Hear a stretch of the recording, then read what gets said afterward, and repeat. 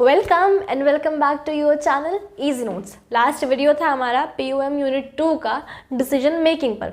तो अभी हमारा जो वीडियो है वो है ऑर्गेनाइजेशन पर। ओके, सो ये हमारा बहुत इंपॉर्टेंट टॉपिक है। यूजुअली इससे स्ट्रेट क्वेश्चंस आते हैं, पर ये टॉपिक काफ़ी इंपॉर्टेंट है। तो अभी हम जानते हैं कि ऑर्गेनाइजेशन क्या होता है। नेचर फीचर्स को तो पढ़ना ही है। ऑर्गेनाइजेशन क्या होता है? Organisation is a process of forming a framework or structure which enables employee to work effectively for attaining a predetermined goal।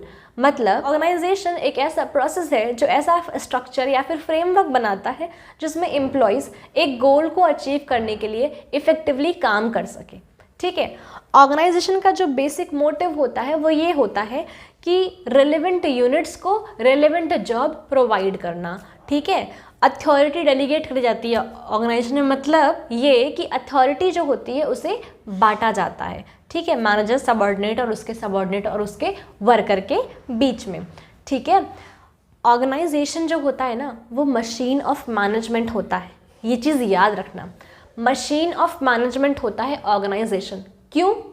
क्योंकि ऑर्गेनाइजेशन में हर एक चीज़, चाहे इंसान हो, चाहे प्रोडक्ट हो, चाहे रिसोर्स हो, कुछ भी हो, ऑर्गेनाइजेशन का मतलब होता है हर एक रिसोर्स, चाहे वो नेचुरल हो, इंसान, मशीन, कुछ भी हो, उसको वहाँ एलोकेट करना जहाँ उसकी सबसे ज़्यादा ज़रूरत है। और मशीन कैसा होता है ना? मशीन में ऑन बटन कहाँ होता है? जहाँ उसकी नीड है। मशीन में हार्ड डिस्क कहाँ होता है? जहाँ उसकी नीड है। जो भी मशीन हो उसमें उसका कंपोनेंट कहाँ होता है? जहाँ पे उसकी नीड है।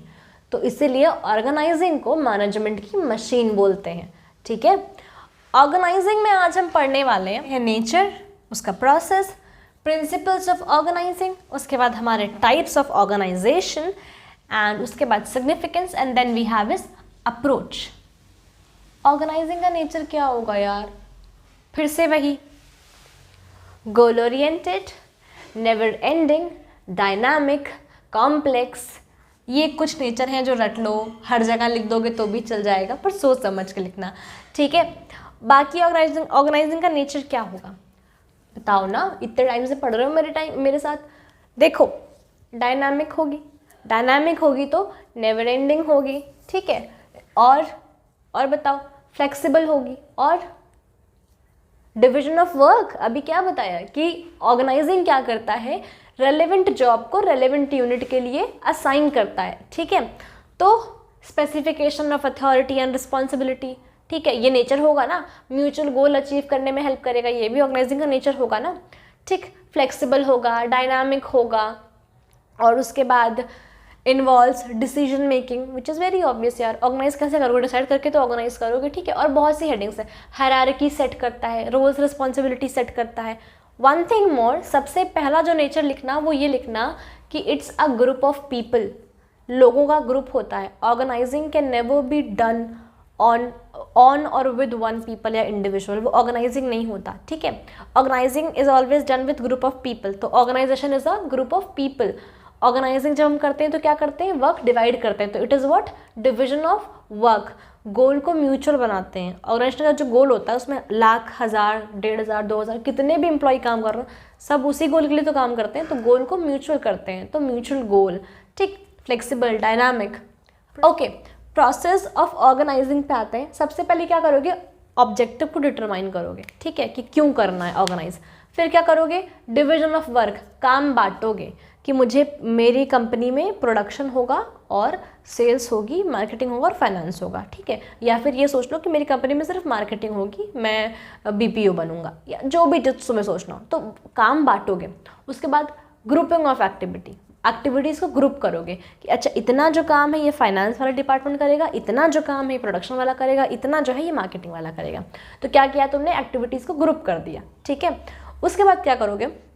रिस्पॉन्सिबिलिटी दोगे कि फाइनेंस का जो काम होगा वो ये होगा कि कोई फ्रॉड ना हो मेरी कंपनी में, और अगर ज़रा से भी फ्लक्चुएट करे प्रॉफिट मार्जिन या कोई भी फाइनेंस का स्टेटमेंट तो वो मुझे पता चले। ठीक है। प्रोडक्शन का काम हो कि क्वालिटी ना खराब हो, तो तुमने क्या किया, रिस्पॉन्सिबल बनाया ना उनको, कि उसको क्वालिटी के लिए रिस्पॉन्सिबल बनाया, उसको रिकॉर्ड के लिए रिस्पॉन्सिबल बनाया, तो रिस्पॉन्सिबिलिटी असाइन करी, रिस्पॉन्सिबिलिटी दे दी। अब रिस्पॉन्सिबिलिटी कोई क्यों निभाएगा, जब उसके पास अथॉरिटी होगी तभी तो निभाएगा ना, है ना। पावर दोगे तभी तो रिस्पॉन्सिबिलिटी निभाएगा। तो उसके बाद क्या करोगे, डेलीगेशन ऑफ अथॉरिटी, अथॉरिटी बांटोगे कि तुम्हारे पास इतनी अथॉरिटी है, ठीक है। अगर तुम फाइनेंस मैनेजर हो तो तुम्हारे पास इतनी अथॉरिटी है, अगर तुम प्रोडक्शन मैनेजर हो तुम्हारे पास इतनी अथॉरिटी है, तुम्हें बोर्ड ऑफ डायरेक्टर से पूछने नहीं आना पड़ेगा हर चीज़ के लिए, तुम इतना डिसीजन खुद से ले सकते हो। उसके बाद क्या करोगे, अथॉरिटी दे दी, डेलीगेट कर दिया। उसके बाद देखोगे कि कोऑर्डिनेशन अच्छा है कि नहीं, मतलब कुल मिला के डायरेक्ट या फिर कंट्रोल करोगे, ठीक है। तो कोऑर्डिनेशन का लुक आफ्टर करोगे, ये हो गया।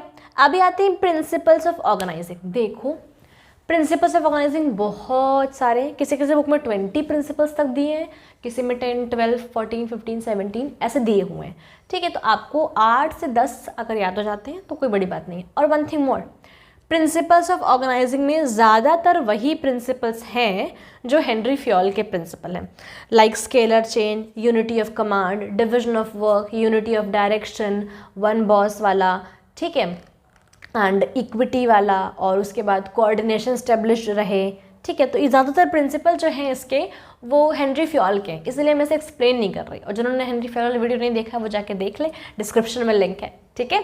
तो इसलिए जितने भी प्रिंसिपल्स हैं मैंने उनकी हेड यहाँ पे डाली हुई हैं, हेडिंग सारी ज़्यादातर यही हैं उसमें, ठीक है। तो और दूसरी चीज़ ये कि अथॉरिटी और रिस्पॉन्सिबिलिटी हमेशा इक्वल होनी चाहिए, ठीक है। अथॉरिटी शुड कॉमेंस्ट्रुएट विथ रिस्पॉन्सिबिलिटी, ये भी प्रिंसिपल ही है, ठीक है। प्रिंसिपल मतलब सिद्धांत कि किस बेस पे आप क्या काम करोगे। तो अथॉरिटी उतनी दो जितनी रिस्पॉन्सिबिलिटी दी, रिस्पॉन्सिबिलिटी ज़्यादा और अथॉरिटी कम मत दो, अथॉरिटी ज़्यादा रिस्पॉन्सिबिलिटी कम मत दो, ठीक है। दोनों इक्वल होने चाहिए, ये भी एक प्रिंसिपल है। कोऑर्डिनेशन अच्छा होना चाहिए, और ऐसा भी नहीं है कि बहुत इंटेंस कंट्रोल दे दो, या ऐसा भी नहीं है कि बहुत इंटेंस लीनियंसी दे दो, ठीक है। तो एवरीथिंग शुड बी मेजर्ड। तो कुछ प्रिंसिपल्स हो गए। उसके बाद हमारे पास आता है सिग्निफिकेंस। सिग्निफिकेंस का मतलब होता है इम्पॉर्टेंस।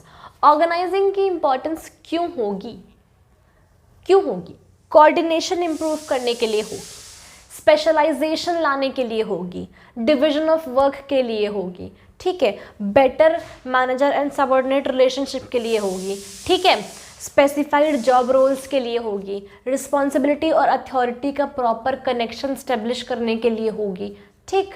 और उसके बाद हम कह सकते हैं कि बेटर फंक्शनिंग के लिए होगी, बिजनेस ग्रोथ के लिए ऑर्गेनाइजिंग इंपॉर्टेंट है, बहुत इंपॉर्टेंट है। अगर एक ऑर्गेनाइजेशन या एक बिजनेस वेल ऑर्गेनाइज्ड है, उसमें responsibility, duty, authority, role, function, हर एक चीज़ डिफाइंड है, तो इंसान वही करेगा जो उसे करना है। तो इससे बिजनेस की भी ग्रोथ होगी और ओवरऑल ग्रोथ और डेवलपमेंट भी होगी, मैनेजर्स और सबऑर्डिनेट की भी। अपने अपने काम में लोग स्पेशलाइज्ड होंगे। तो ये कुछ सिग्निफिकेंसेस हैं। उसके बाद हमारे पास है अप्रोचेस, कि हम किन किन अप्रोच से ऑर्गेनाइज कर सकते हैं किसी भी बिजनेस या किसी भी कंपनी के एम्प्लॉयज़ को। पहला जो हमारा अप्रोच है वो प्रोसेस अप्रोच है। यूजुअली प्रोसेस अप्रोच क्या होता है ना, कि हमारा जो प्रोसेस हम उसके अकॉर्डिंग चीज़ें असाइन करते हैं। लाइक मान लीजिए कि टेक्सटाइल मिल का एग्जांपल ले लो, या फिर स्टील या फिर ऑयल इंडस्ट्री का, तो उसमें प्रोसेस वाइज डिवीजन होता है ना। ये डिपार्टमेंटेशन बाय प्रोसेस होता है उसमें, कि लाइक सबसे पहले हम क्या करेंगे, ऑयल रिफाइनरी से रिफ़ाइन करेंगे, फिर उसके बाद उसको आगे प्रोसेस करेंगे, उससे कुछ बाय प्रोडक्ट भी निकलेंगे। तो बाय, जैसे मान लो जो वैसलीन है उसे हम पेट्रोलियम जेली बोलते हैं, तो पेट्रोलियम का बाय प्रोडक्ट है, ठीक है। तो जब पेट्रोलियम रिफाइनरी है तो उससे जो वैसलीन बन रहा है वो कनेक्टेड है ना कहीं, पर पेट्रोलियम जेली और जो वैसलीन बिकती है उसका तो एक अलग सेगमेंट है, और पेट्रोलियम का एक अलग सेगमेंट है ना। तो इस तरीके से क्या किया इन्होंने कि पेट्रोलियम का अलग सेगमेंट, रिफाइनरी का अलग सेगमेंट बनाया, उसको प्रोसेस करने का अलग सेगमेंट बनाया, उसके जो वेस्ट प्रोडक्ट या बाय प्रोडक्ट है उसको अलग सेगमेंट में बना दिया, ठीक। और उसका जो मेन फिनिश जो प्रोडक्ट आया उसका अलग सेगमेंट बना दिया। तो ये प्रोसेस में बांटा हुआ है ना, तो इसे क्या बोलेंगे, ऑर्गेनाइजिंग बाय प्रोसेस। तो उसमें जो रिफाइन कर रहे हैं वो अलग लेबर होंगे ना, अलग मैनेजर, उनकी अलग स्किल्स होंगी, उनका अलग कंडक्शन होगा, ठीक है। और जो फिर उसके बाद जो फिनिश्ड गुड ला रहे हैं उनका अलग होगा, जो मार्केटिंग या फाइनेंस देख रहे हैं उस प्रोसेस की उनका भी एक अलग परसेप्शन होगा, अलग स्किल होगी, अलग क्वालिफिकेशन होगा, है ना। तो वो प्रोसेस वाला अप्रोच है कि ऑर्गेनाइजिंग बाय प्रोसेस। उसके बाद हमारे पास अप्रोच है organising by result. Result approach है। रिजल्ट अप्रोच अब बहुत बहुत पॉपुलर हो रहा है। क्यों? क्योंकि अब हर इंसान को टारगेट चाहिए। ठीक है, कि आपने क्या टारगेट फुलफिल किया, हम उसके अगेंस्ट आपको रेम्यूनरेशन देंगे। आपने जो रिजल्ट दिखाया है, हम रिजल्ट के अकॉर्डिंग आपको पैसा देंगे। ठीक है, तो आजकल ये बहुत ज़्यादा पॉपुलर हो रहा है। पहले तो उसका बहुत विरोध किया गया था कि जितना काम उतना पैसा, जब बताया था ना मैंने, क्रिटिसिज्म हुआ था आपका उसको लेकर, लाइक कि differential piece wage rate system को लेके हुआ था ना। वीडियो का लिंक है डिस्क्रिप्शन में, जाके देख के आओ अगर भूल गए हो कहानी तो उसमें उस वक्त बहुत क्रिटिसिज्म था कि भाई ऐसा क्यों, बराबर वेज दो। पर अभी रिजल्ट ओरिएंटेड अप्रोच बहुत पॉपुलर हो रहा है। ठीक है, लास्ट वाला जो हमारा अप्रोच है वो है डिसीजन अप्रोच। डिसीजन अप्रोच जो होता है, मान लो पर्टिकुलर सिचुएशन है, सिचुएशन ए है। ठीक है, सिचुएशन ए में वो कुछ सवाल करेंगे कि सिचुएशन ए क्यों है, क्या है, कहाँ है, कैसे है, किस वजह से है और कब तक रहेगी, कितनी रहेगी, अच्छी है, बुरी है, क्या, मतलब कुछ सेट ऑफ क्वेश्चन है उनके, 5 6 7 8 क्वेश्चंस है कुछ उनके सेट। वो क्वेश्चंस को देखते हैं, उनका आंसर निकालते हैं, उन्हें एनालाइज करते हैं और उसके बाद उसके अकॉर्डिंग ऑर्गेनाइज करते हैं। तो वो जो है हमारा वो है डिसीजन अप्रोच। फिर आता है टाइप्स ऑफ ऑर्गेनाइजेशन।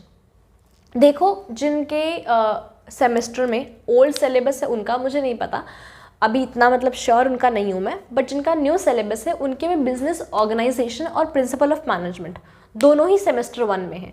ठीक है, तो प्रिंसिपल ऑफ मैनेजमेंट में टाइप्स ऑफ ऑर्गेनाइजेशन और बिजनेस ऑर्गेनाइजेशन में दोनों में ये टॉपिक है। ठीक है, ये टाइप दोनों में है, ये टॉपिक दोनों में है, PUM में भी है और BO में भी है। ठीक है, तो अभी मैं इसको यहाँ पढ़ा दे रही हूँ और वहाँ मैं वीडियो लिंक कर दूँगी। ठीक है, क्योंकि डिपार्टमेंटलाइजेशन इसमें भी है और BO में भी है, डिसेंट्रलाइजेशन इसमें भी है और BO में भी है, डेलीगेशन इसमें भी है और BO में भी है। ठीक है, तो पूरी यूनिट 2 BO की और PUM की ऑर्गेनाइजेशन वाले टॉपिक की वजह से काफ़ी सिमिलर हो गई है। ठीक, तो उसका जो कोर्स है वो तो ऐसे श्रिंक हो गया है यूनिट 2 का। ठीक है, तो अभी पढ़ते हैं types of organisation. Types of organisation में सबसे पहला जो टाइप है हमारे पास वो है लाइन या फिर मिलिट्री ऑर्गेनाइजेशन। मिलिट्री क्यों? क्योंकि ये डिसिप्लिन्ड होती है, स्ट्रक्चर्ड होती हैं और फॉर्मल होती हैं, इसलिए इनका नाम मिलिट्री रखा गया है। और मिलिट्री इसलिए भी है क्योंकि यहाँ पे क्या होता है ना, लाइक सुपीरियर, सबऑर्डिनेट, उसके बाद वर्कर। ठीक है, एक लाइन चलती है, इसके ऊपर डिपार्टमेंट हेड होगा, इसके ऊपर फंक्शनल हेड होगा और इसके ऊपर जो होगा कंपनी का बोर्ड ऑफ डायरेक्टर या CEO जो भी कोई हो। ठीक है, तो लाइन चलती है। लाइन या फिर मिलिट्री ऑर्गेनाइजेशन हमेशा वर्टिकल होती है। ठीक है, अप और डाउन दोनों होती है बट वर्टिकल होती है। तो यहाँ पे कोई क्रॉस फंक्शन नहीं होती, एक लाइन चलती है कि मेरे ऊपर ये बॉस है, मेरे ऊपर ये, मेरे ऊपर ये। यहाँ पे फिक्स होता है कि तुम्हारा इमीडिएट बॉस कौन है, तुम्हें पता होता है कि अगर मैं एम्प्लॉई A हूँ तो मेरा जो बॉस है वो यही है, बस ख़त्म। मैं इसी को आंसर करूँगा, इसी को रिपोर्ट करूँगा और इसी की बातें सुनूंगा। इसीलिए इस वजह से डिसिप्लिन्ड भी होता है और फिक्स्ड है, एकदम रिजिड है कि बॉस एक ही है, तो रिजिड भी है। तो सारी फीचर्स मिलिट्री में होती है ना, डिसिप्लिन होना, रिजिड होना और फिक्स्ड होना, फॉर्मल होना। तो इसलिए इसको लाइन और मिलिट्री ऑर्गेनाइजेशन दोनों बोलते हैं। फिर हमारे पास है line and staff organisation. Line और स्टाफ में क्या होता है, लाइन में लाइन के फीचर तो होंगे ही, है ना, वर्टिकल होगा ही, और रिलेशनशिप मतलब मैनेजर के बाद सबऑर्डिनेट के बाद वर्कर तो होगा ही होगा। लाइन में लाइन के फीचर तो होंगे ही। स्टाफ का क्या मतलब है, यहाँ पे ये सुपीरियर है, सबऑर्डिनेट है, वर्कर है। ठीक है, इन तीनों के बीच में ठीक एक स्टाफ होगा और ये स्टाफ का काम पता है क्या होता है, एडवाइस करना। ठीक, इसकी एक्सपर्टीज ठीक ज़्यादा होती है, इसमें क्वालिफिकेशन ज़्यादा होती है, इसका क्वालिटेटिव अप्रोच काफ़ी होता है। लाइन और स्टाफ रिलेशनशिप एक बहुत इंपॉर्टेंट टॉपिक है, बहुत ही ज़्यादा इंपॉर्टेंट टॉपिक है, BO में भी और POM में भी। ठीक है, तो इसमें क्या है कि मान लीजिए ये लाइन है, सुपीरियर, सबऑर्डिनेट और वर्कर, और उनके बीच में एक स्टाफ है। मान लो सुपीरियर और सबऑर्डिनेट और वर्कर तीनों कोई एक ऐसी सिचुएशन फेस कर रहे हैं जिन्होंने कभी पहले फेस नहीं करी, कंटिजेंसी सिचुएशन हो गई। तो कंटिजेंसी सिचुएशन में उनका अप्रोच क्या होना चाहिए, ये जो स्टाफ मेंबर है वो उन्हें एडवाइस करेगा। ठीक है, सजेशंस देगा, एनालाइज करेगा सिचुएशन। तो इससे पता है क्या होता है, इससे ये होता है कि वर्कलोड कम हो जाता है सुपीरियर का वर्कलोड कम हो जाता है, वो अपने काम पे ज़्यादा फोकस कर पाता है, क्योंकि बाकी जो एनालिसिस है और बाकी जो एडवाइस है या फिर बाकी जो अप्रोचेस हैं वो स्टाफ मेंबर देख रहा होता है, ले रहा होता है। ठीक है, स्टाफ का एक काम और भी होता है, एग्जीक्यूट भी करता है वो कि काम कैसा हो रहा है कैसा नहीं, क्योंकि स्टाफ का जो डायरेक्ट कनेक्शन होता है ना वो टॉप मैनेजमेंट से होता है, उसका काम से कोई कनेक्शन नहीं होता, क्योंकि उसका काम एडवाइस करना होता है। काम उसका क्वांटिटी में तो कुछ होता नहीं, एडवाइस से कोई क्वांटिटी होती है, कोई नंबर होता है, कोई मॉनिटरी टर्म होता है कि अरे अच्छा 10 रुपये की एडवाइस थी है, अच्छा ठीक है 100 रुपये की एडवाइस मान लो इसे, ऐसा तो नहीं होता ना। Then we have functional. देखो फंक्शनल ऑर्गेनाइजेशन फंक्शन के बेसिस पर डिवाइड होती हैं, ठीक, कि लाइक फाइनेंस का अलग फंक्शन, कि फाइनेंस डिपार्टमेंट ये पूरा है ये अकाउंट्स देखेगा, ये सेल्स डिपार्टमेंट है ये पूरा सेल्स देखेगा, ये मार्केटिंग डिपार्टमेंट है तो ये पूरा मार्केट करेगा, प्रोडक्ट को एडवर्टाइज करेगा। ठीक है, प्रोडक्शन डिपार्टमेंट तो ये प्रोडक्शन प्रोड्यूस करेगा, उस पर ध्यान देगा, वो फंक्शनल हो गया। ठीक, उसके बाद डिविजनल। डिविजनल में क्या होगा, जिस कंपनी में प्रोडक्ट्स कई सारे बनते हैं, ठीक है,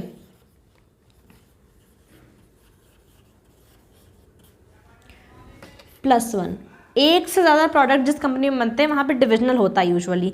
ठीक है, लाइक कि प्रोडक्ट ए के लिए अलग, प्रोडक्ट बी के लिए अलग और सी के लिए अलग। इसमें क्या करता है, ए का भी फाइनेंस डिपार्टमेंट होता है, ए का भी प्रोडक्शन डिपार्टमेंट होता है, ए का भी सेल्स होता है, ए का भी मार्केटिंग होता है, सबका फाइनेंस अलग, सेल्स अलग, प्रोडक्शन अलग, मार्केटिंग अलग। तो वो क्या होता है, वो होता है divisional organisation. Okay, next we have is project.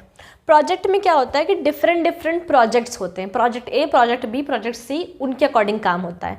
अब ये कहाँ होता है, यूजुअली ये एरोस्पेस, एयरक्राफ्ट, वेपन्स, इन सब जगह पे होता है। लाइक कि उनका प्रोजेक्ट है कि हमें ऐसा वेपन बनाना है जो इतना पावरफुल हो, इतनी स्पीड हो, ये वो, तो वो प्रोजेक्ट ए हो गया। ठीक है, एरोस्पेस में देख लो, लाइक उनका है कि हमें इस प्लैनेट इस पे मार्स पे जाना है या फिर मून पे जाना है या फिर हमें ऐसी सैटेलाइट बनानी है, तो वो उनके अलग अलग प्रोजेक्ट हो गए। तो प्रोजेक्ट वाइज जहाँ पे ऑर्गेनाइज होती हैं चीज़ें और वर्कर्स, वो प्रोजेक्ट ऑर्गेनाइजेशन होता है। उसके बाद मैट्रिक्स या फिर ग्रिड। मैट्रिक्स या फिर ग्रिड में कुछ नहीं होता है, सेम प्रोजेक्ट वाइज होता है। इसमें देख लो, let me clean the board. Okay okay, so matrix में क्या होता है, मान लो ये प्रोडक्शन, ठीक है, उसके बाद ये फाइनेंस, ये मार्केटिंग और ये सेल्स, 4 डिपार्टमेंट, 4 हो गए। प्रोजेक्ट ए,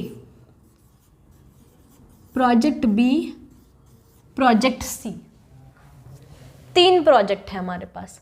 मान लो कंस्ट्रक्शन कंपनी है, ठीक है, उसको लखनऊ में मेट्रो बनानी है, ठीक है, और बेंगलोर में बनानी है, अरे होगी ठीक है पर मैं मनवा रही हूँ, ठीक है, बेंगलोर में बनानी है, लखनऊ में भी तो है मेट्रो, पर मैं मनवा रही हूँ, ठीक है, बेंगलोर में बनानी है और उसके बाद बनानी है चेन्नई पर रोड बनानी है, 2 मेट्रो 1 रोड, 3 प्रोजेक्ट हैं उसके पास। ठीक है, प्रोडक्शन में जो सामान लग रहा है ना, प्रोडक्शन डिपार्टमेंट तीनों के लिए करेगा, अपना ये अलग अलग चल रहा है उससे कोई दिक्कत नहीं है। ठीक है, प्रोडक्शन तीनों के लिए करेगा।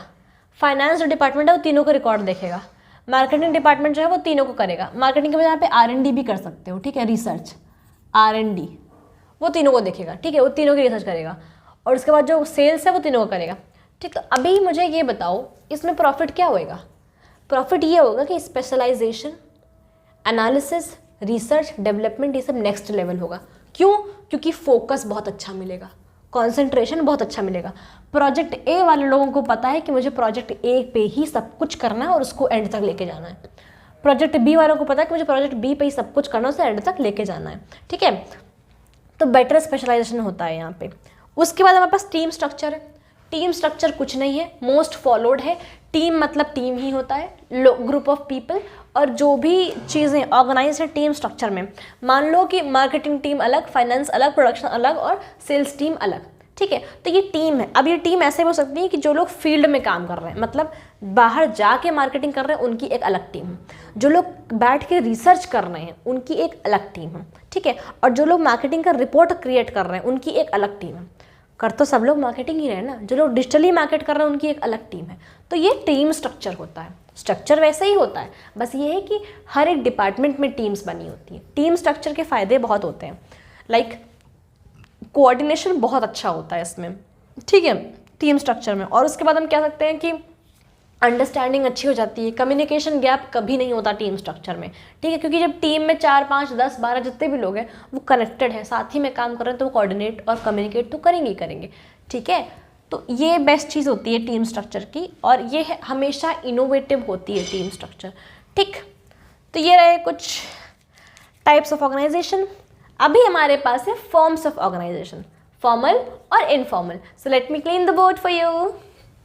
ओके, सो बोर्ड हो गया clean, and then we have forms of organisation. Forms of organisation हमारे पास सिर्फ 2 फॉर्म्स होती हैं, formal, informal, which is very very well known, ठीक है। एंड फॉर्मल और इनफॉर्मल ऑर्गेनाइजेशन में देखो, what is formal organisation? Formal organisation वो ऑर्गेनाइजेशन होती हैं विच आर फॉर्म्ड पर्पजली और designed purposely for attaining a particular pre defined objective. जो पर्पजली सोच समझ कर बनाई जाती हैं वो ऑर्गेनाइजेशंस फॉर्मल ऑर्गेनाइजेशन होती है, जिनका प्री डिटरमाइंड गोल होता है और उन्हें अचीव करना होता है। इनफॉर्मल क्या होती है? विच फॉर्म्स अप या जनरेट्स नेचुरली, जो naturally with in the formal organisation generate होती हैं, ठीक है, for coping up with social needs या फॉर फुलफिलिंग सोशल या फिर इमोशनल नीड्स। ये टॉपिक छोटा है, फॉर्म्स ऑफ ऑर्गेनाइजेशन में सिर्फ एडवांटेज और डिसएडवांटेज पढ़ने हैं। फॉर्मल ऑर्गेनाइजेशन के जो एडवांटेजेस हैं वो ये हैं, it helps in fixing responsibility, power और अथॉरिटी असाइन कर देता है, रिसोर्स का बेटर यूटिलाइजेशन होता है, यूनिटी ऑफ कमांड होती है इसमें, ठीक है। And the very very very very most important thing is कि गोल अचीव करने में हेल्प करता है, ठीक है। डिसएडवांटेजेस क्या होते हैं? सोशल नीड्स को कंप्लीटली इग्नोर करता है, ठीक है। इनोवेशन और क्रिएटिविटी को सप्रेस करता है। क्यों? क्योंकि रिजिड होता है बहुत ज़्यादा, ठीक है, फिक्स है कि यही करना है और ऐसे ही करना है, तो लोग ना क्रिएटिविटी ढूंढते हैं और ना ही इनोवेटिव आइडियाज़ ढूंढते हैं, ना ही मेथड्स, क्योंकि लोअर लेवल जो मैनेजमेंट होते हैं उनके पास डिसीजन लेने की पावर यूजुअली कम होती है। फॉर्मल ऑर्गेनाइजेशन में रिजिडिटी बहुत होती है, इस वजह से वो बेसिकली जैसे कर रहे होते हैं वैसे ही करते चले जाते हैं, उन्हें कोई फ़र्क नहीं पड़ता। इनफॉर्मल पे आते हैं। इनफॉर्मल का एडवांटेज क्या है? जो फॉर्मल का डिसएडवांटेज होगा वही तो इनफॉर्मल का एडवांटेज होगा, है ना, सही बात है भाई। फ्लेक्सिबल होती है, सोशल नीड्स फुलफिल करती है, कम्युनिकेशन गैप को फिल करती है, ठीक है। इनफॉर्मल का एक एडवांटेज ये भी है कि स्ट्रैटेजिक टूल की तरह फॉर्मल ऑर्गेनाइजेशन इसे यूज़ कर सकती है, ठीक है। कैसे? कम्युनिकेशन गैप को फुलफिल करने में, सोशल नीड्स को फुलफिल करने में, एम्प्लॉयज़ का मोरल, मोटिवेशन और इंस्पिरेशन इंक्रीज करने में, बढ़ाने में, ठीक है, उन्हें परसुएड करने में, उन्हें समझने में, ठीक। हम इनफॉर्मल कम्युनिकेशन या इनफॉर्मल ऑर्गेनाइजेशन को एक स्ट्रैटेजिक टूल की तरह यूज़ कर सकते हैं, ठीक है। एंड देन इसका डिसएडवांटेज क्या हो कि कई दफ़ा जो ग्रुप फॉर्म होते हैं इनफॉर्मल ग्रुप्स, तो they give more importance to group objectives rather than organisational objective, ठीक है। Then next which we have is, इसका disadvantage rumours, lots of rumours, ठीक, क्योंकि एक्यूरेसी नहीं होती है जो भी इंफॉर्मेशन यहाँ पे फ्लो करती है उसकी। Third one which we have is resistance to change. जो लोग इनफॉर्मल ऑर्गेनाइजेशन फॉर्म कर लेते हैं वो चेंज के लिए रेजिस्ट करते हैं, मतलब उनका जो ग्रुप बन गया, जिस कल्चर या जिस चीज़ से वो जुड़ गए, काफ़ी ज़्यादा उनसे रिजिड हो जाती हैं, फिर वहाँ पे उनकी साइकोलॉजिकल नीड्स की no will not follow anything else, ठीक है, हमारा यही मेथड है, हमारा यही ग्रुप फॉलो होता है। और कई कई दफ़ा ऐसा होता है कि मैनेजर के ऊपर काफ़ी प्रेशर इन सब चीज़ों का आ जाता है, ठीक है। तो अभी हमारे फॉर्म्स ऑफ ऑर्गेनाइजेशन हो गए ख़त्म। इसके बाद हमारे पास टॉपिक है डेलीगेशन है और कमिटी सिस्टम है, ठीक। डेलीगेशन, कमिटी सिस्टम और line staff relationship. Line staff relationship बहुत इंपॉर्टेंट टॉपिक है, डेलीगेशन, कमिटी सिस्टम, ये सब इंपॉर्टेंट टॉपिक्स है, ठीक है। तो इसके बाद हमारे पास यूनिट 2 में सिर्फ इतना ही है। तब तक के लिए बाय बाय, टेक केयर।